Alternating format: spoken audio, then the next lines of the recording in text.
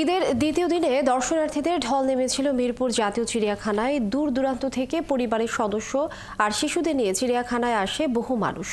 নগরবাসী বলছেন, ঢাকায় এমনিতেই বেড়ানোর জায়গার অভাব, সেটা কিছুটা হলেও পূরণ করছে চিড়িয়াখানা। রহিম রুমনের প্রতিবেদন। ঈদের দ্বিতীয় দিনের সকাল, তখনও খোলেনি চিড়িয়াখানার প্রবেশপথ।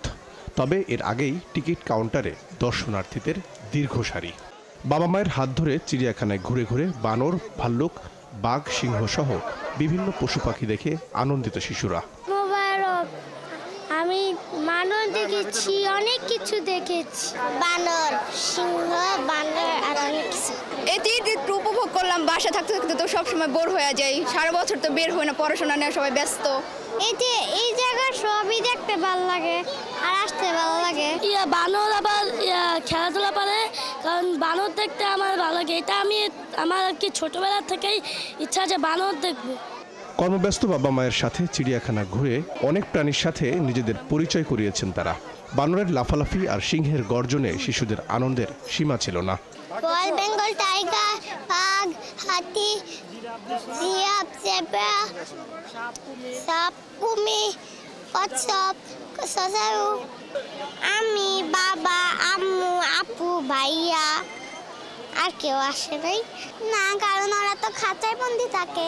দূর দূরান্ত থেকে শিশুদের নিয়ে আসা বাবা মায়েরা বলছেন, ঈদের উসিলায় কর্মব্যস্ত জীবনে নিজেরা যেমন বিনোদন পেয়েছেন, তেমনি শিশুদেরও একটু সময় দিতে পেরেছেন। ঈদের ছুটিতে আসলাম, এসে অনেক ভালো লাগতেছে। আজকে আবহাওয়াটা অনেক সুন্দর। শিশুরা যাতে এগুলোর সাথে পরিচিত হতে পারে এবং তাদের যাতে আরো মানসিক বিকাশ ভালো হয়, মূলত এই কারণে এখানে আসা। যে বাচ্চাদেরকে আসলে বিভিন্ন ধরনের জীবজন্তু চেনানো। আমরা তো আসলে শহরে থাকি, এখানে তো সেভাবে গ্রামীণ পরিবেশগুলোতে যে পশু পাখিগুলো চেনার অপশন থাকে, এখানে তো সেই অপশনটা নেই। 4 বছর আগে 3 বছর আগে যেসব প্রাণীগুলা দেখছে এগুলা নাই বর্তমান, সেগুলা মারা গেছে। আমাদের এখানে দেখা যাচ্ছে, দেখেন কত পলিউশন এখানে, তার কারণে মানুষেরও যেরকম ক্ষতি হচ্ছে সেরকম পশুদেরও ক্ষতি হচ্ছে। বাঘ দেখছে, ভাল্লুক দেখছে, সজারু দেখছে। হ্যাঁ, খুব আনন্দ পাইছে।